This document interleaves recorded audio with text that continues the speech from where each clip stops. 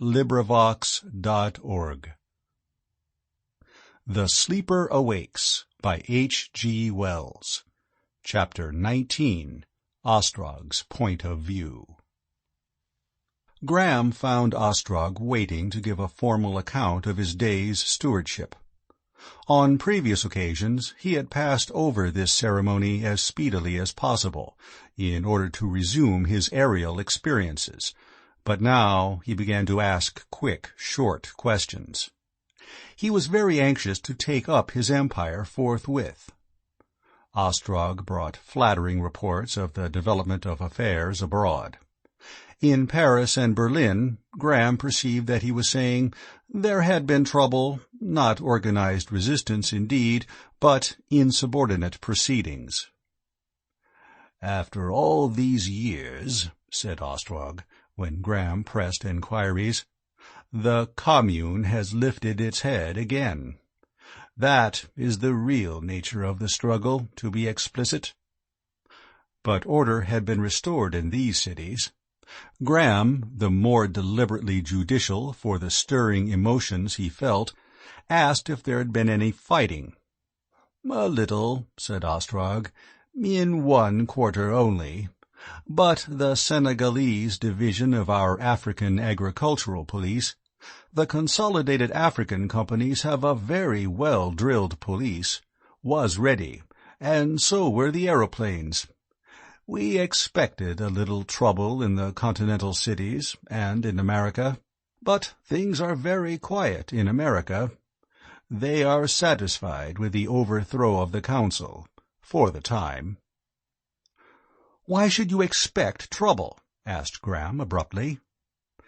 "There is a lot of discontent, social discontent." "The Labor Department?"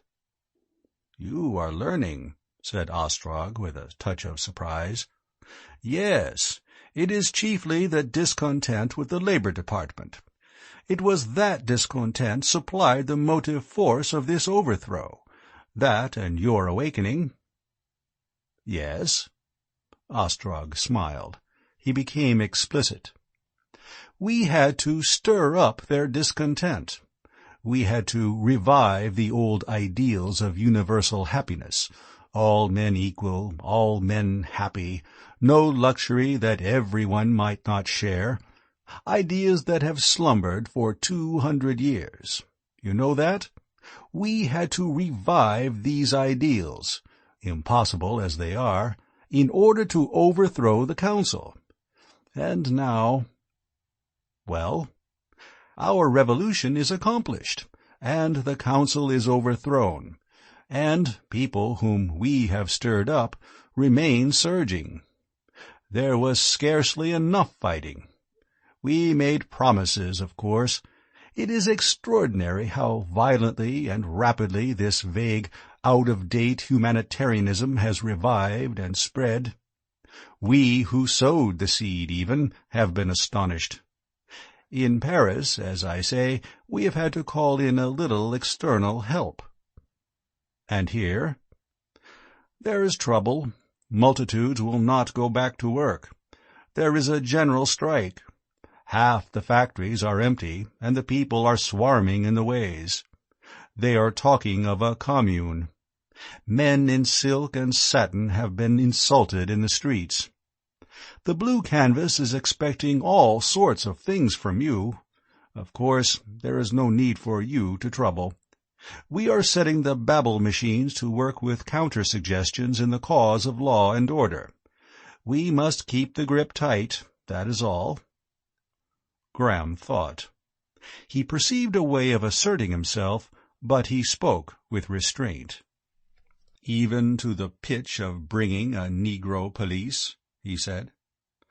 "They are useful," said Ostrog.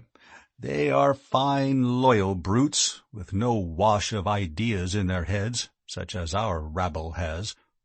The Council should have had them as police of the ways, and things might have been different.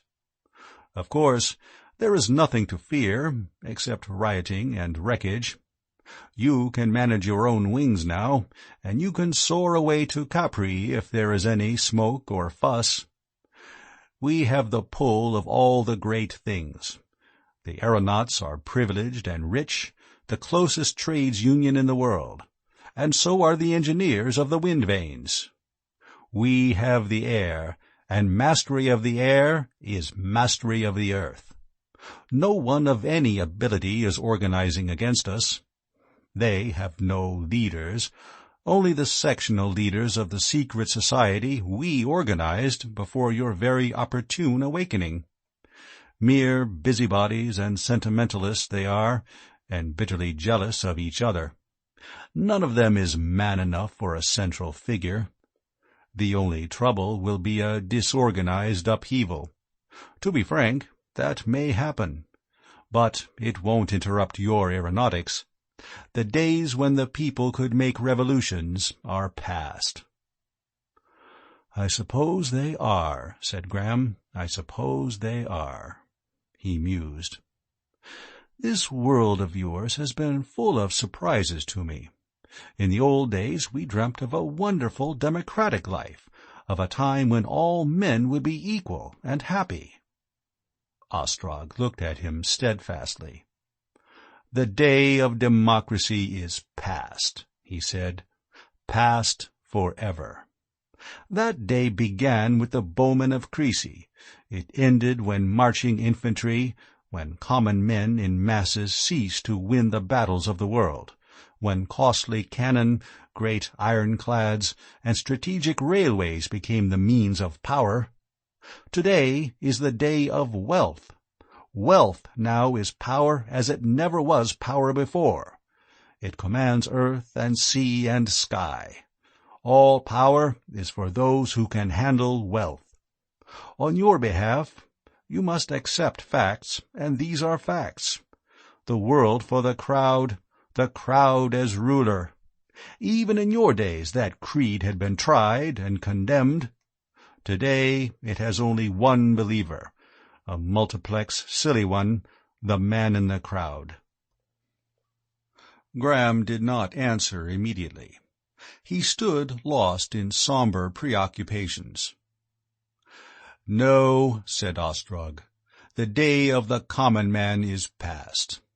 On the open countryside, one man is as good as another, or nearly as good. The earlier aristocracy had a precarious tenure of strength and audacity. They were tempered. There were insurrections, duels, riots. The first real aristocracy, the first permanent aristocracy, came in with castles and armor, and vanished before the musket and bow. But this is the second aristocracy, the real one. Those days of gunpowder and democracy were only an eddy in the stream. The common man now is a helpless unit. In these days we have this great machine of the city, and an organization complex beyond his understanding." "Yet," said Graham, "there is something resists, something you are holding down, something that stirs and presses." "You will see," said Ostrog, with a forced smile that would brush these difficult questions aside. "I have not roused the force to destroy myself, trust me." "I wonder," said Graham. Ostrog stared. "Must the world go this way?" said Graham, with his emotions at the speaking point. "Must it indeed go in this way? Have all our hopes been vain?" "What do you mean?" said Ostrog. "Hopes?" "I come from a democratic age, and I find an aristocratic tyranny." "Well, but you are the chief tyrant." Graham shook his head. "Well," said Ostrog, "take the general question. It is the way that change has always travelled. Aristocracy, the prevalence of the best, the suffering and extinction of the unfit, and so to better things." "But aristocracy, those people I met—" "Oh, not those," said Ostrog. "But for the most part they go to their death. Vice and pleasure. They have no children, That sort of stuff will die out. If the world keeps to one road, that is, if there is no turning back. An easy road to excess, convenient euthanasia for the pleasure-seekers singed in the flame, that is the way to improve the race." "Pleasant extinction," said Graham. "Yet—" He thought for an instant. "There is that other thing, the crowd, the great mass of poor men. Will that die out? That will not die out. And it suffers. Its suffering is a force that even you—" Ostrog moved impatiently, and when he spoke rather less evenly than before. "Don't trouble about these things," he said. "Everything will be settled in a few days now. The crowd is a huge, foolish beast. What if it does not die out?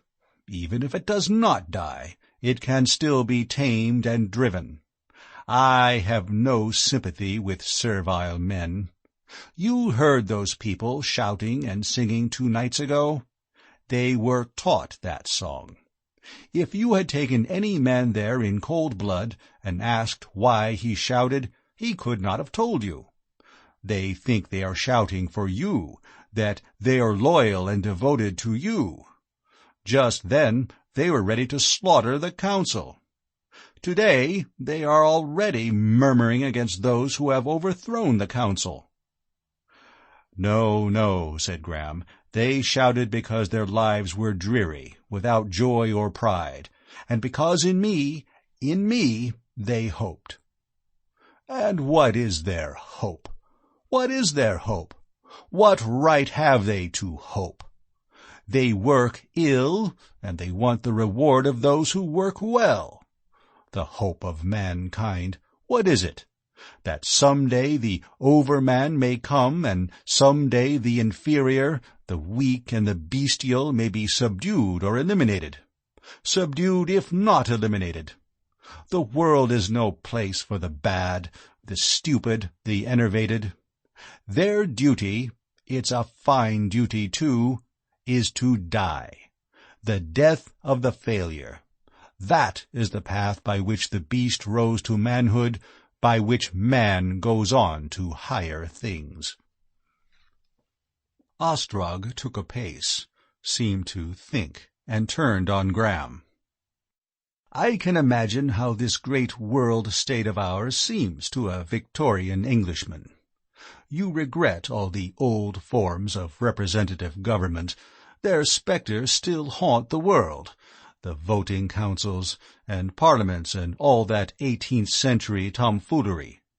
You feel moved against our pleasure cities. I might have thought of that, had I not been busy. But you will learn better.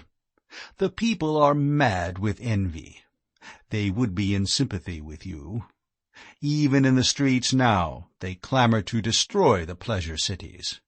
But the pleasure cities are the excretory organs of the state, attractive places that year after year draw together all that is weak and vicious, all that is lascivious and lazy, all the easy roguery of the world to a graceful destruction.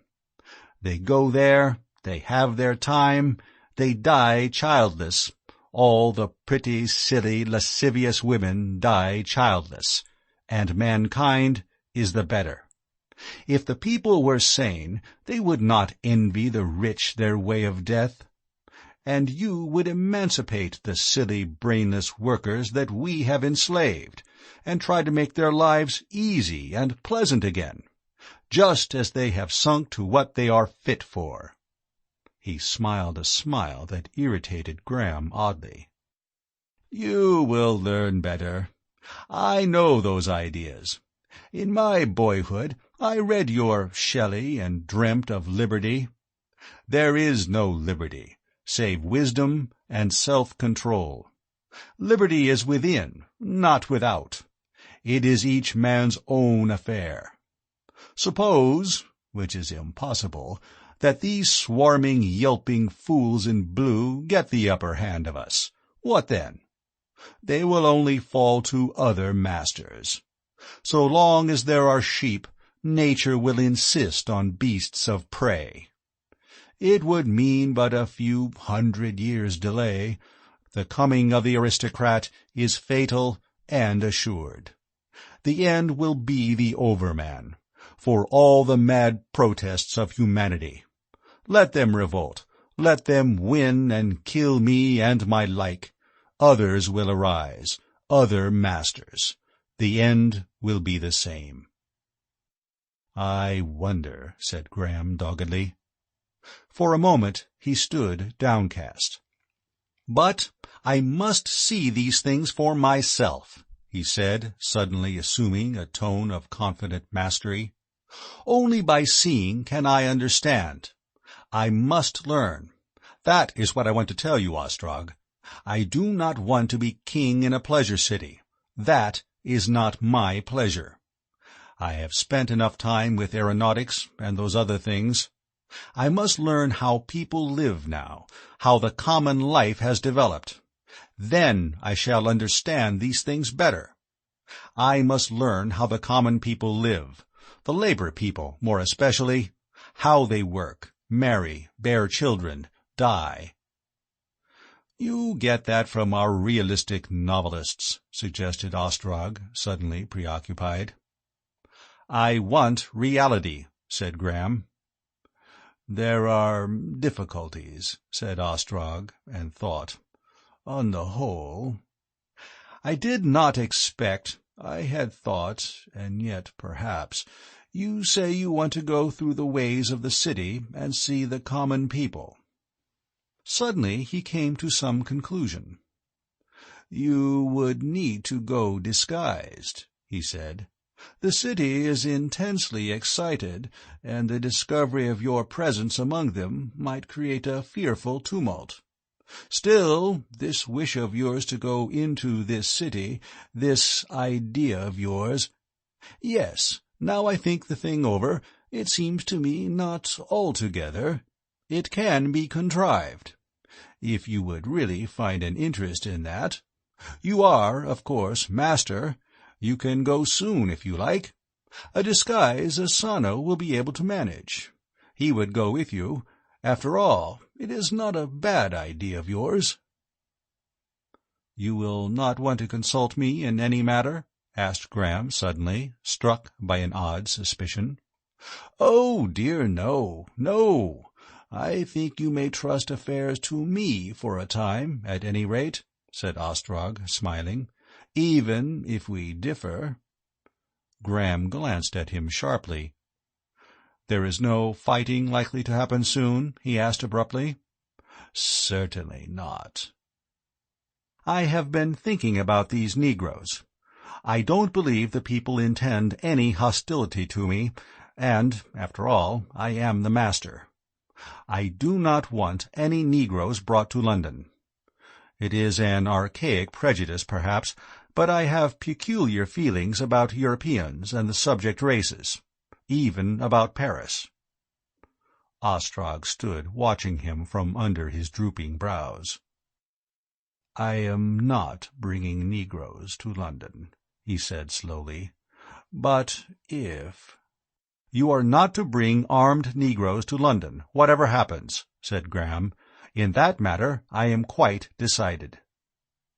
Ostrog resolved not to speak, and bowed deferentially. End of Chapter 19.